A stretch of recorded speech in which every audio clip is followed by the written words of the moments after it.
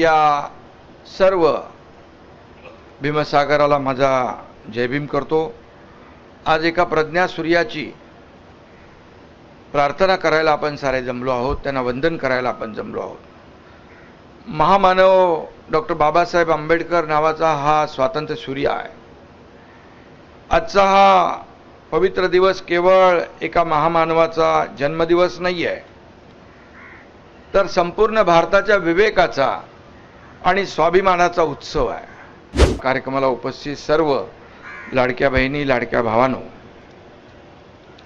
चैत्यभूमीवर आज भीमसागर लोटला आहे आणि या सर्व भीमसागराला माझा जय भीम करतो। आज एका प्रज्ञा सूर्याची प्रार्थना करायला आपण सारे जमलो आहोत, त्यांना वंदन करायला आपण जमलो आहोत। महामानव डॉक्टर बाबासाहेब आंबेडकर नावाचा हा स्वातंत्र्य सूर्य आहे। आजचा हा पवित्र दिवस केवळ एका महामानवाचा जन्मदिवस नाही आहे, तर संपूर्ण भारताच्या विवेकाचा आणि स्वाभिमानाचा उत्सव आहे। जेव्हा जेव्हा बाबासाहेबांसमोर आपण नतमस्तक होतो, तेव्हा तेव्हा एकच विचार डोक्यात येतो, वादळांनाही लाजवेल असं ज्यांचं कर्तृत्व आहे त्यांच्यासमोर आपण कोण आहोत।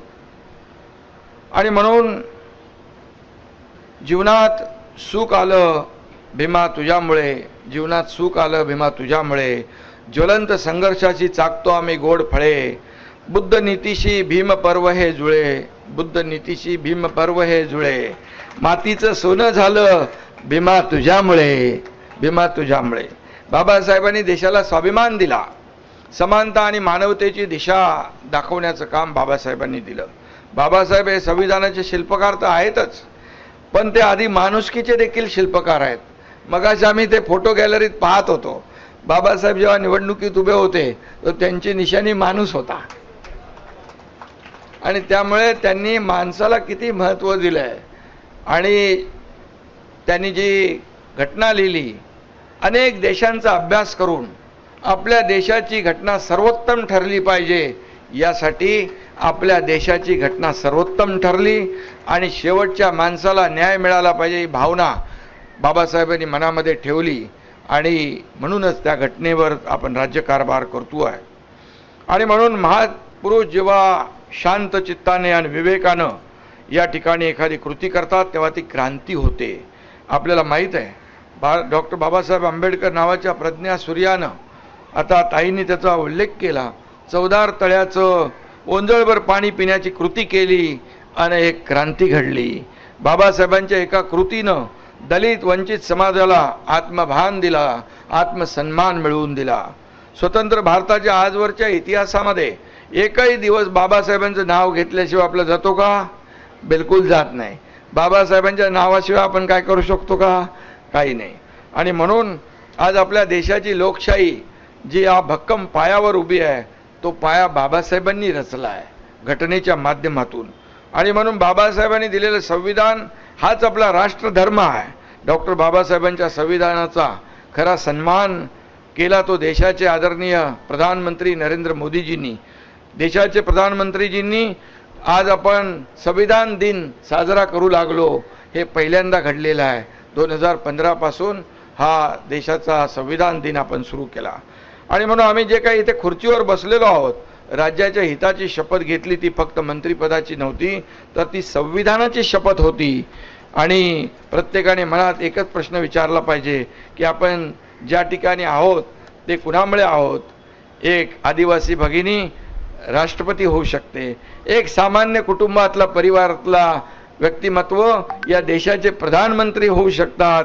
या ठिकाणी मी देखील आपल्या समोर आहे, एक शेतकरी कुटुंबातला, एक सर्वसामान्य शेतकरी कुटुंबाचा मुलगा या राज्याचा मुख्यमंत्री झाला, उपमुख्यमंत्री झाला आणि आमच्या आता सुनेत्राताई उपमुख्यमंत्री झालेल्या आहेत।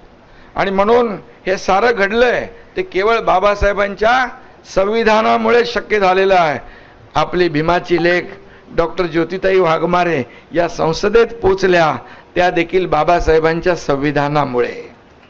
आणि म्हणून आता तर लाडक्या बहिणींसाठी सुनेत्राताई 33% आरक्षण या ठिकाणी प्रधानमंत्री महोदयांनी तो निर्णय घेतलाय लाडक्या बहिणींसाठी, आणि त्याचं मला वाटतं 16, 17, 18ला विशेष अधिवेशन आहे. आणि म्हणून महिलांना देखील आत्मसन्मान मिळाला पाहिजे, त्या आत्मनिर्भर झाल्या पाहिजेत, यासाठी सातत्याने प्रयत्न होत आहेत. आणि हा देखील आपल्या राज्यघटनेचाच एक भाग आहे. आणि म्हणून जगात अनेक ज्ञानी विचारवंत होऊन गेले, पण शोषित, दलित, पीडित, वंचित, गोरगरिबांसाठी त्यांचं किती ज्ञान कामी आलं हे याचा देखील अभ्यास करावा लागेल. पण बाबासाहेबांनी आपलं ज्ञान स्वतःसाठी वापरलं नाही, तर या तळागाळातल्या लोकांना सक्षम करण्यासाठी, त्यांना न्याय मिळवून देण्यासाठी त्यांनी आपलं पूर्ण ज्ञान खर्ची केलं. आणि म्हणून त्यांचा विचार हाच आमच्या सरकारचा DNA आहे, असं मी म्हटलं तर वावगं ठरणार नाही. आणि म्हणून स्वातंत्र्य, समता आणि बंधुता हा आमचा मंत्र आहे, आणि तो कायम राहील अशी ग्वाही या ठिकाणी मी आपल्याला देतो. बाबासाहेबांचं एक वाक्य माझ्या मनावर अतिशय कोरलेलं आहे, ते म्हणजे मनुष्य जन्माने नाही कर्माने महान ठरतो. आणि म्हणूनच करोडो पीडित, वंचित आणि मागास लोकांच्या स्वाभिमानाची गोष्ट करणारे बाबासाहेब हे महामानव झाले. आणि म्हणून बाबासाहेब हे आपला श्वास आहे, बाबासाहेब आपला प्राण आहे, बाबासाहेब आपले मानबिंदू आहेत, आणि बाबासाहेब आपले दीपस्तंभ आहेत. 2047 पर्यंत, मगाचे मुख्यमंत्री महोदय म्हणाले, 2047 पर्यंत भारत जगातला एक शक्तिशाली देश करण्याचा निर्धार आपल्या प्रधानमंत्री महोदयांनी केला आहे. आणि त्याप्रमाणे मोदीजी सांगतात त्याप्रमाणे देशाला तिथपर्यंत नेण्याची ताकद या आपल्या घटनेमध्ये आहे, बाबासाहेबांच्या संविधानामध्ये आहे.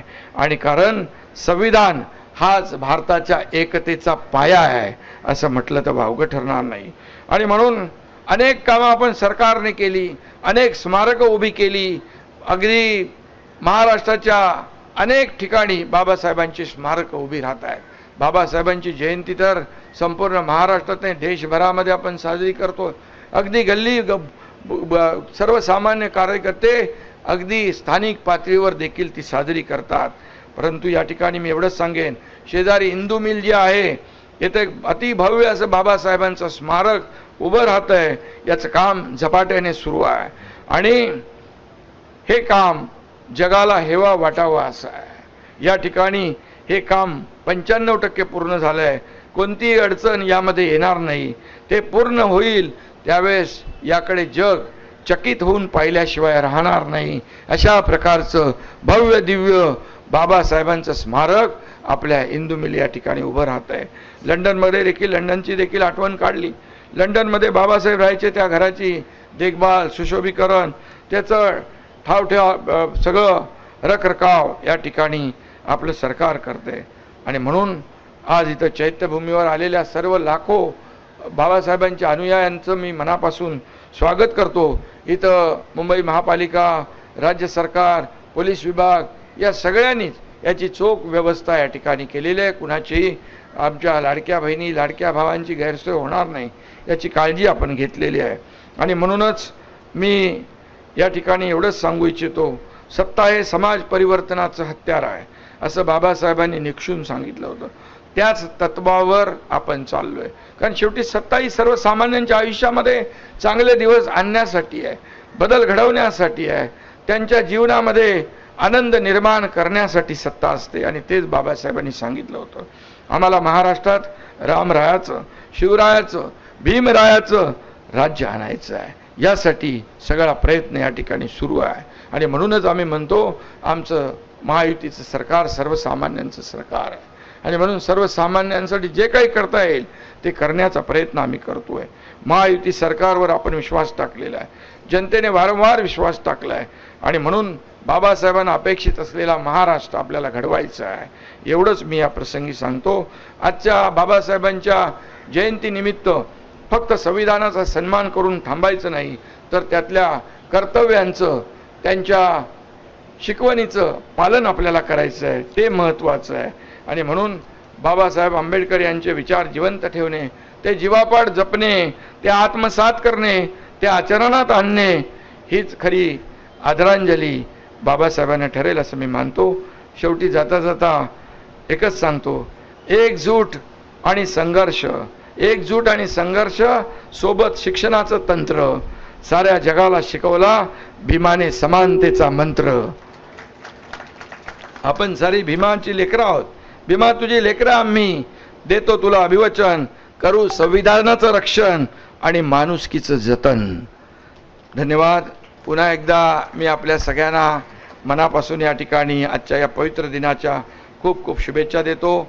सगळ्यांचं मनापासून अभिनंदन करतो. सर्व व्यवस्था जी केलेली आहे, मुंबई महापालिका, पोलीस विभाग, या सर्वांनी, राज्य सरकार, या सगळ्यांचं मनापासून अभिनंदन करतो. आणि या कार्यक्रमात सहभागी झालेल्यांना सगळ्यांना मनापासून शुभेच्छा देतो. धन्यवाद. बनतेजींचं देखील इथं चिवरदान महामहिम राज्यपालांच्या शुभ हस्ते झालेलं आहे. आणि म्हणून पुन्हा एकदा मी सगळ्यांना धन्यवाद देतो. जय हिंद, जय महाराष्ट्र, जय भीम.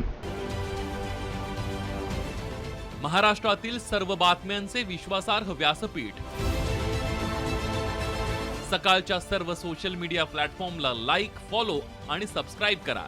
तसंच सर्व नोटिफिकेशनसाठी बेल आयकॉन प्रेस करायला विसरू नका.